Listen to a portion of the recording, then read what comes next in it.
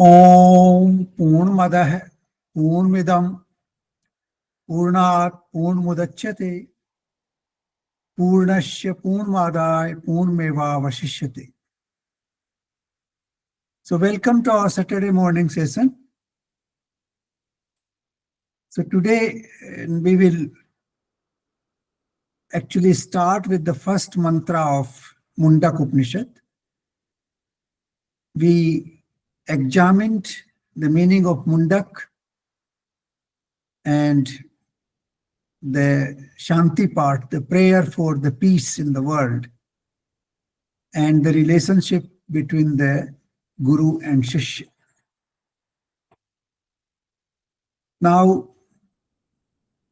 before we start the first mantra, I would like to mention 2 or 3 things to start with. The first is that in all Indian Shastras, and more specifically in Upanishads, the source of knowledge has been given.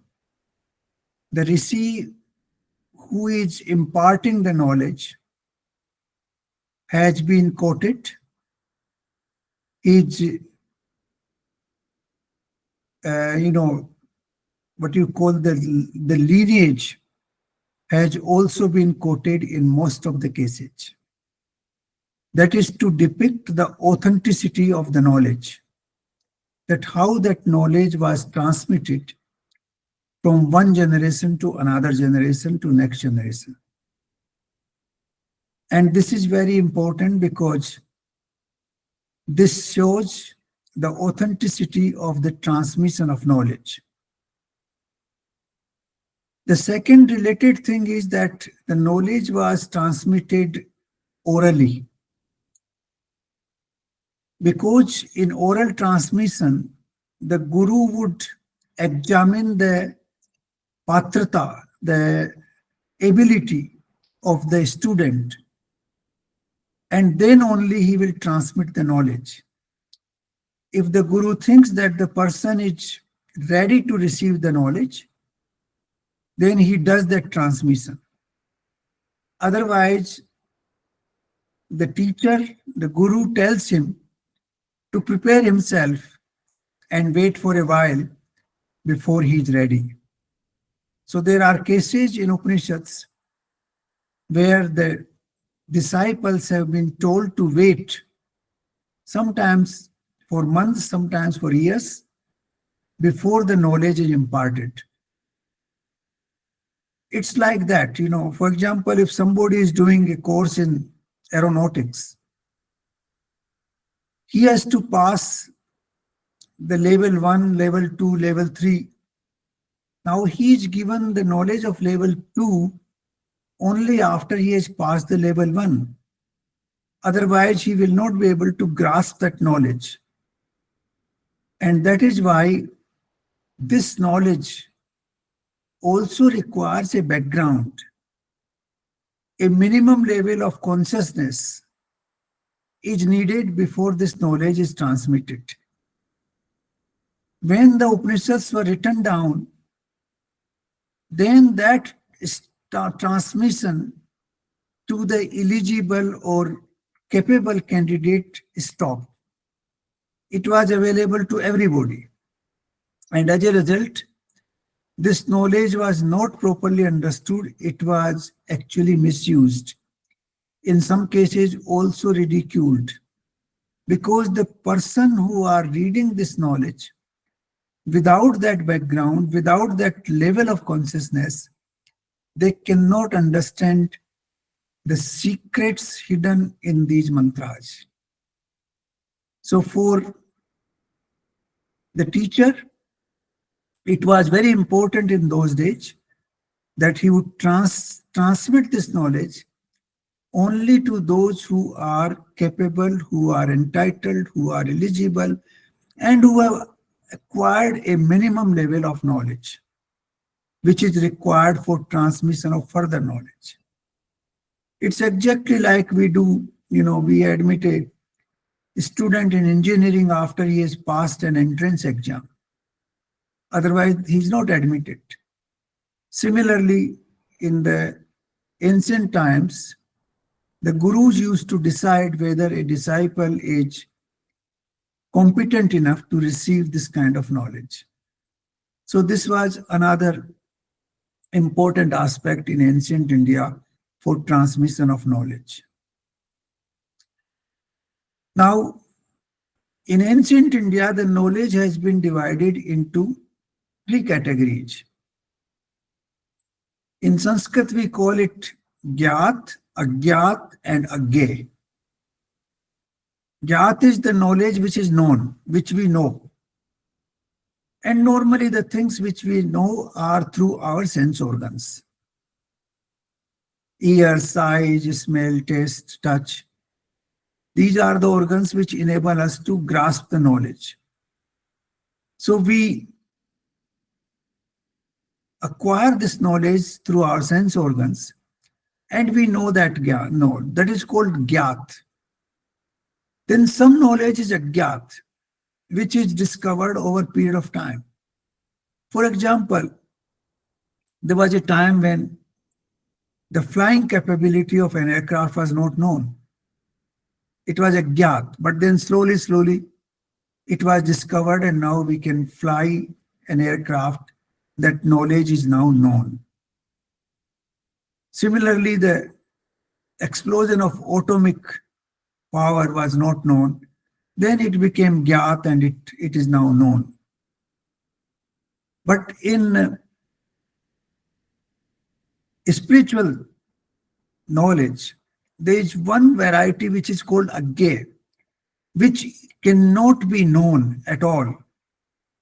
And for those it is known through what we call unity with the Supreme. So that knowledge is Agge. That knowledge is known only when a person becomes one with the Supreme. That is Yog or Yuj. In English, they call it Yoke, but it is Yog with the Supreme. You become one with the Supreme. Then only you know that knowledge. That is Agge. That cannot be known through sense organs or through observation or through listening or through reading. That is known only when we actually enter into that space. So these are the three varieties of knowledge. The modern science believes only in two, that is Gyat and Agyat. And Agyat will become Gyat after some time. That is what they believe. But in spiritual science, particularly in India, there is absolutely firm belief that there is knowledge which is beyond our understanding, beyond our capability to know, unless we become one with the Supreme. So that is Agge. So with this now we will enter into the first mantra of this Upanishad. And we will take the Hindi version because the Sanskrit version is a little bit, harsh, a little bit difficult. So it starts with Om. Om Brahma Devanam Prathama Sambhuv. So it says, it namans to the Paramatma. It starts with the name Om. And it says, Sampurn Jagat ke Rachiyeta. सब लोगों की रक्षा करने वाले ब्रह्मा जी सब देवताओं में सबसे पहले प्रकट हुए. Now this is what we call the sequence of creation, the sequence how the Supreme manifested himself in this universe. That sequence became necessary because in the same sequence, the transmission of knowledge took place. And that is why this sequence has been enumerated in the first two mantras of this Upanishad. Then Now it says Brahmaji, he appeared, he was the first one to manifest in this universe. He was the first one, even amongst the divine powers. And he was the one who transmitted this knowledge because he came first, so knowledge was given to him first, and then from him it was transmitted further down. Now, in this respect, it is relevant to look at the verses, first three verses of Bhagavad Gita in chapter 10. There also, Lord Krishna is telling Arjun that I am revealing you to the Param Gyan, the ultimate knowledge. And that knowledge can be revealed only to those who have complete trust. For example, when you want to reveal the secrets of your life, you will not reveal it to Tom, Dick, and Harry. You will reveal it only to the most trusted people, whether your spouse or whether your friend or someone very intimate to you. You will choose and then only you will reveal those secrets. Similarly, the knowledge of the rishis, the most sacred knowledge, is revealed only to those who are very close, who have total trust in the Supreme, or who are very close to the Guru. The Guru has full trust in them and in their ability. So that is an inevitable part of transmission of knowledge. Now, in first three verses of chapter 10 of Bhagavad Gita, Lord Krishna, actually, I'll just go only two verses and we will say the verse number 2. न मे विदुषुर्गुणा प्रभवम न महर्षय. मेरी उत्पत्ति को अर्थात लीला सहित प्रकट होने को न देवता लोग जानते हैं न महर्षि लोग ही जानते हैं, क्योंकि मैं सब प्रकार से देवताओं का और महर्षियों का भी आदि कारण हूं. Now this is very important. The manifestation of the Supreme is not known to anybody. Like if we ask ourselves that our great grandfather was born, now you can only know that through Shruti. Somebody told you, maybe your grandfather told you or your father told you, but there's no way you can go and verify that knowledge. That he was born, yes, in this place, this was the name of father, this was the name of mother. It's only Shruti which can tell you, nothing else. There's no other means to verify it. So similarly, here they're talking about Brahma. First person who appeared or who manifested was Brahma. But before Brahma, the Supreme came. That is what Bhagavad Gita is saying there. That मेरे जन्म को, मेरे प्रकट होने को न देवता लोग जानते हैं न ऋषि लोग जानते हैं, क्योंकि मैं उनसे भी पहले प्रकट हुआ हूं. So that is not known at all. How the Supreme appeared, nobody knows.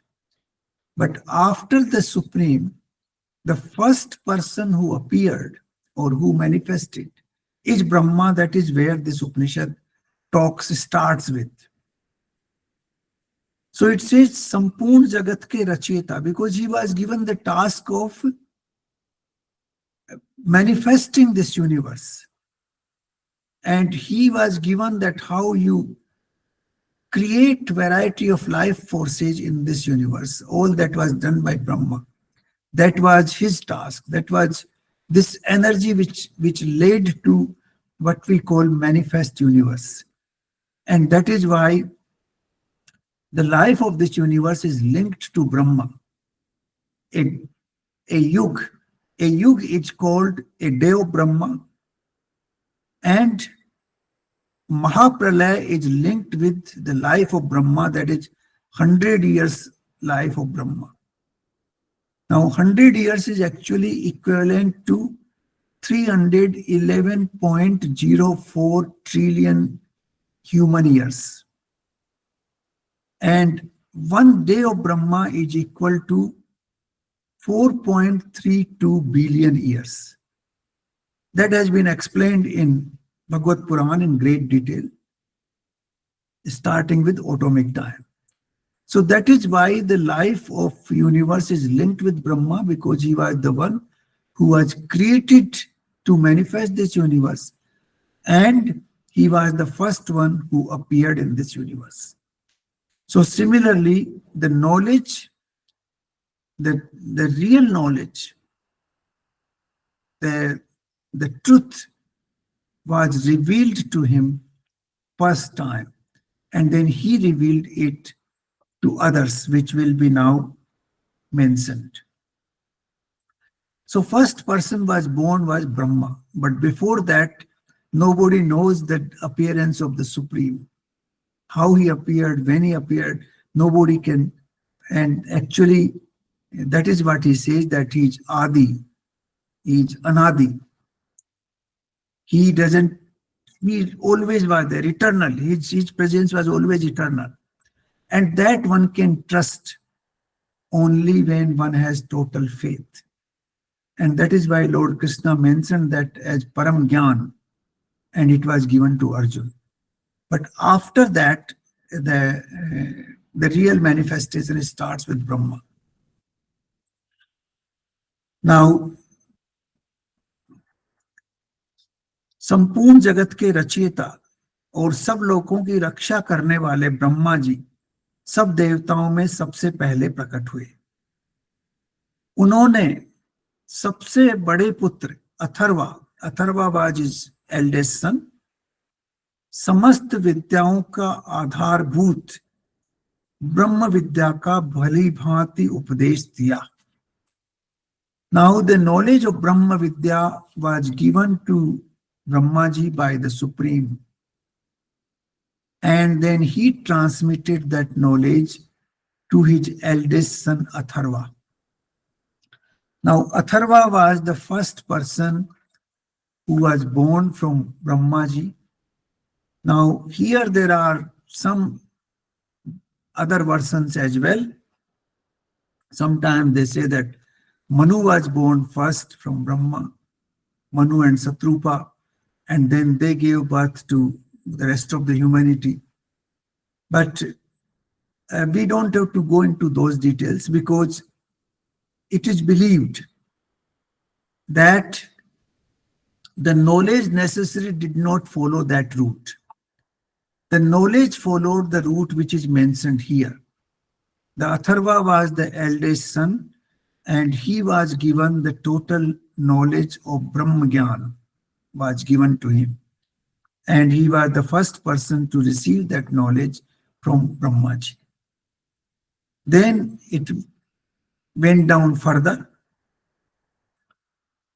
Brahma ji ने जिस विद्या का अथर्वा को उपदेश दिया था, उसी ब्रह्म विद्या को अथर्वा ने अंगी ऋषि से कहा, अंगी ऋषि को बताया. Now अंगी ऋषि is the third person, Brahma is the first, Atharva is the second, अंगी ऋषि is the third. That is the lineage of transmission of this knowledge. And अंगी ऋषि ने भारद्वाज गोत्री सत्यवह नामक ऋषि को, now Satyavaya Namak Rishi is the fourth person in that lineage. All these are rishis who were transmitting knowledge from one to another. It was purely oral transmission. It was transmission through, what you call Shabd Praman. It was not written anywhere. It was not indicative. It was purely based on Shabd. And I'll come back to Shabd why it is so important. And then सत्यवय नामक ऋषि ने उस विद्या को अंगिरा ऋषि को transmit किया. So the lineage is like this: Brahma ji, Atharva, Angi Rishi. Angi Rishi gave it to Satyavah Rishi of Bharadwaj Gotra, and then he gave it to Angira Rishi. So this is where this knowledge was transmitted over a period to 5 generations and transmitted orally through what we call Shabd, the oral transmission. So this is the authenticity of this knowledge. The knowledge is original and it was given to very authentic rishis who transmitted it further down. Now next, this is verse number or mantra number 3. Now Sonak Rishi is coming into picture now. विख्यात है सोनक नाम से प्रसिद्ध मुनि जो अति बृहत विद्यालय के अधिष्ठाता थे. Mahashala, the word which has been used, सोनको है वह महाशालो.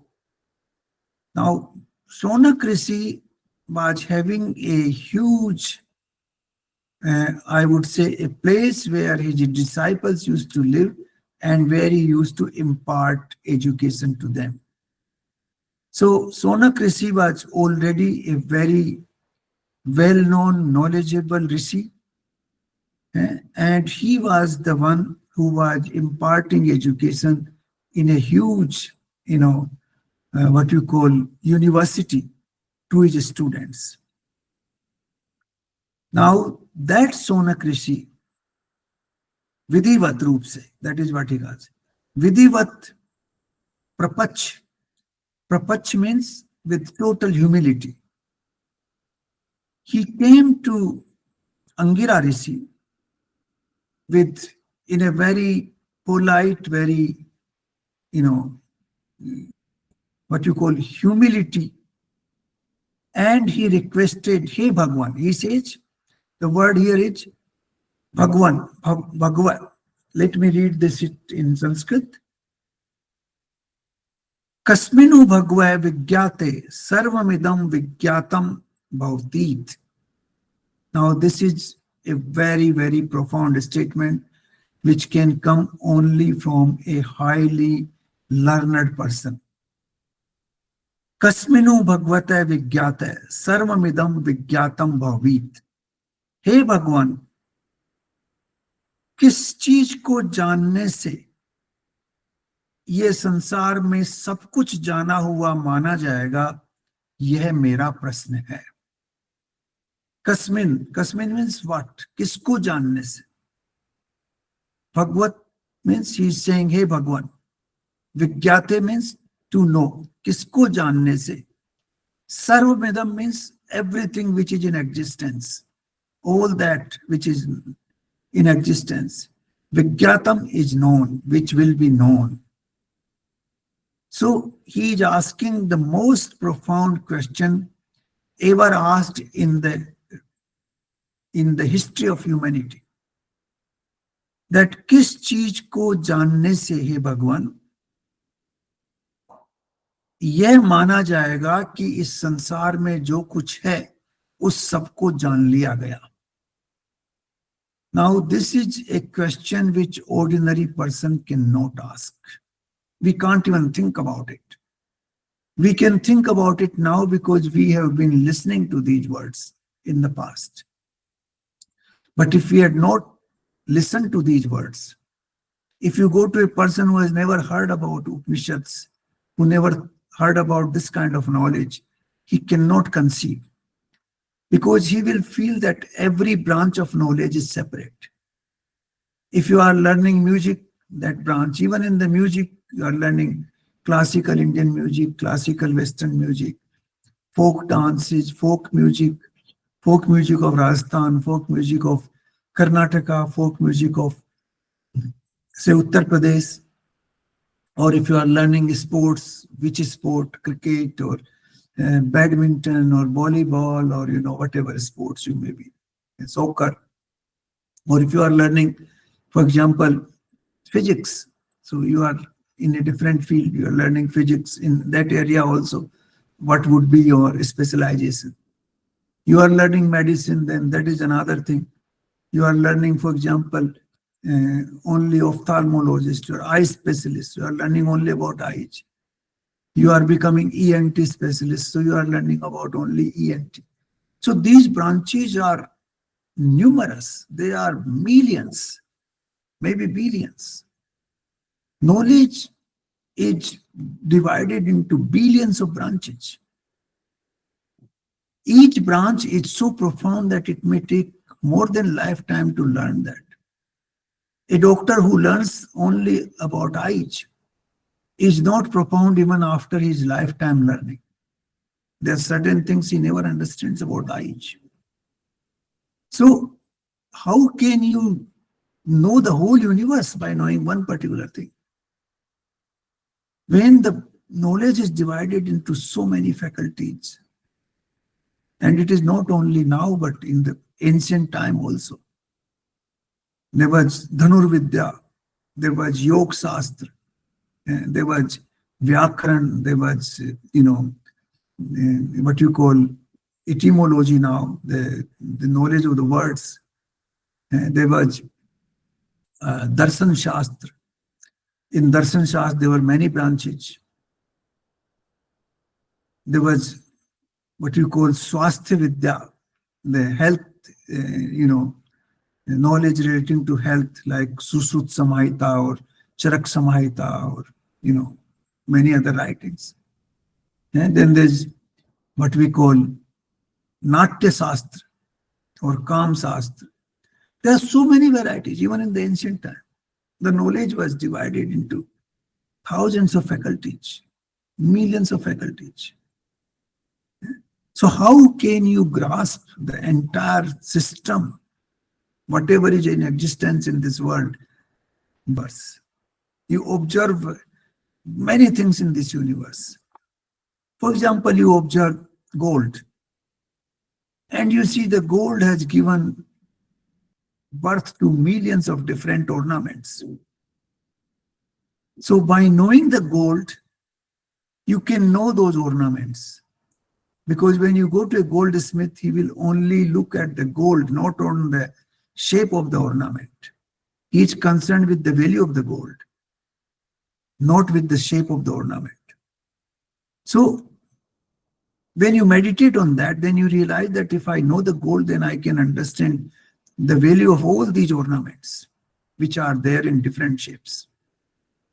Similarly, if you look at the cotton, then you can look at all the garments made of cotton in different shapes and sizes and all kinds of fashion things which are there in place. Millions of different shapes and sizes and fashions which are there, you can understand by knowing the value of the cotton. The cotton is hidden there. So a deep meditation on the objects in this world which were prevalent can give rise to your thinking that how does this multiplicity arises from uniformity, and what is that uniformity? By knowing that, all the multiplicity will be known. So that is a question which can come to a very, very learned person, a scholarly person who has done deep meditation. So this is the question of Sonak Rishi to Angira Rishi. So you can understand the level of debate in the very beginning of this Upanishad. This is the highest level of debate one can imagine. This is the science of sciences which one can think of. There can be nothing more than that. And that is why this Upanishad is one of the most profound Upanishads known to humanity. So we will go to the verse number, the mantra number 4 in the next session. But to, I want to clarify a few more things before we, you know, close our session today. Now, what is this layer of knowledge? How this consciousness rises so that you know, your capacity to grasp higher knowledge increases. It's good to understand that. For example, you are walking in a street. Now, in the street, you can only see the things which are there in your vicinity, up to say maybe 1 kilometer, maximum 2 kilometer, which you can see with your eyes, and limited number of objects which are there in the streets you can see and observe. But if you go up on a multi-story building, say that is a 10-story building, and most of the other buildings are lower than that, then you can not only see that street and all the objects in the street, but you can see beyond the street. You can see how many other streets are there, how many other buildings are there, what are the crossings, where are the crossings, what is happening. And you can see the future in certain ways, which you could not see from the street down below. You can see from there. You can see a vehicle which is 5 kilometers away right now, but it is approaching your street and it will come to you. So you can pronounce that this vehicle is coming to us in 2 minutes or 5 minutes. That is the knowledge of the future. So from there, now you go a little higher up. You fly in a helicopter. You can see all the buildings of that area. You can see all the streets of that area. You can see all the objects which are there in a smaller form, but you can see. And they become little insignificant. Till now, you were lost in the street, and then you were lost from that high-rise building. You were deeply involved in those objects. But once you rise in a helicopter, you can see everything, but they become little insignificant. Their significance reduces considerably because you see all of them and you see them in smaller form. And then you go higher up in a aeroplane, much higher. Now from there, that town looks very tiny. Those streets looks very, or perhaps we can't even see them properly. They're very, hazy in appearance. The objects have disappeared, or maybe they are looking like toys. So your view has changed now. You see that, that town, huge town, which was so important, so significant, now it has reduced in its significance in your own mind because you have risen higher. And when you go to another planet from that point, then this whole earth will look very insignificant to you. Oh, this is one of the, millions of stars or planets which are there in this universe.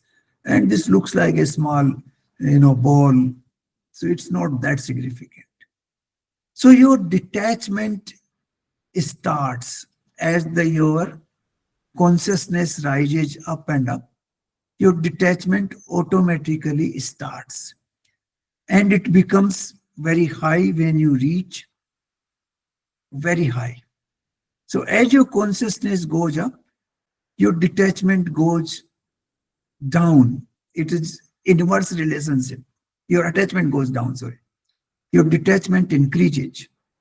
It's the correlation between height and detachment, and inverse correlation between height and attachment.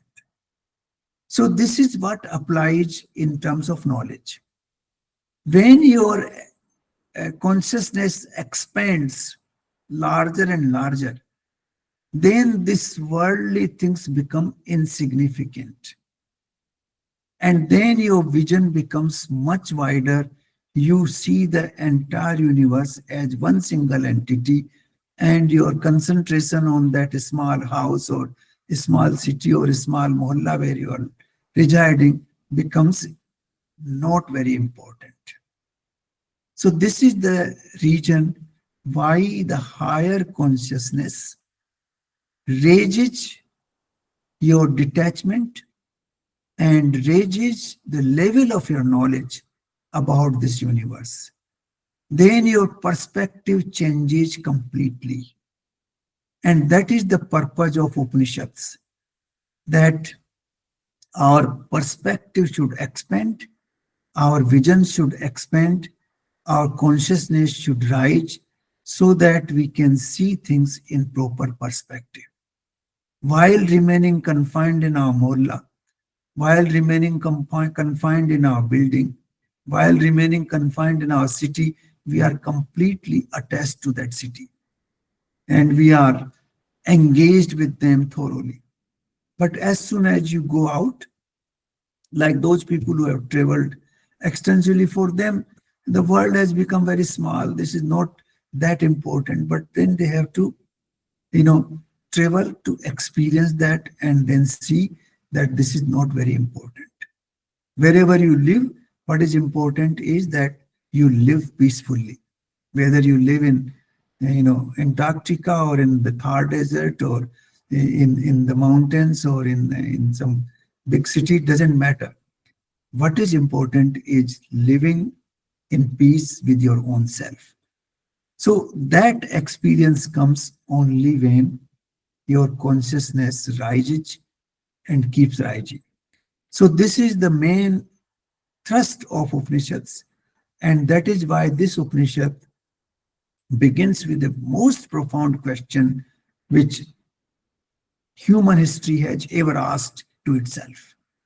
This question can be asked only by those who are absolutely learned, who are absolutely scholar, whom we call Vidwan, or whom we call, you know, really profoundly learned people.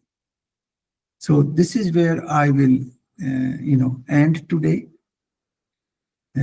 I think this Upanishad requires deep attention from each one of us. And as we proceed further, we will see the mantras of this Upanishad are so profound and very widely quoted as well.